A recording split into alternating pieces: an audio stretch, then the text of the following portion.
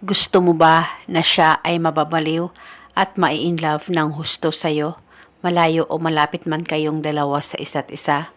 Yung ikaw at ikaw lamang ang mamahalin niya at sobrang mababaliw siya sa pagmamahal niya sa'yo.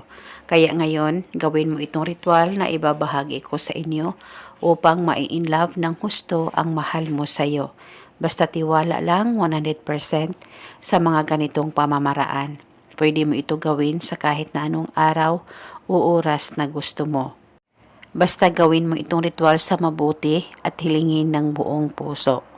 Ang gagawin mo lamang ay kumuha ka ng bote, plastic o babasagin na bote ay pwedeng gamitin. At pagkatapos ay lagyan mo itong bote ng kalahating tubig. At pagkatapos nito, kumuha ka ng papel at panulat, isulat sa papel ang kanyang tunay na pangalan at apelido ng 3 beses. At pagkatapos, tupiin o i-roll ang papel at ilagay o isilid ito sa loob ng bote na inihanda mo na may kalahating tubig.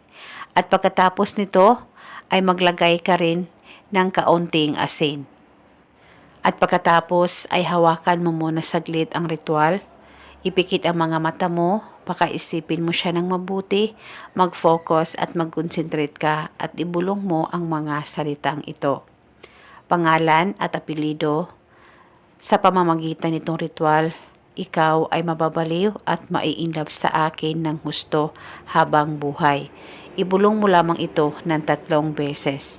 At pagkatapos ay pwede mo nang takpan ang bote at alugin ng 3 alog.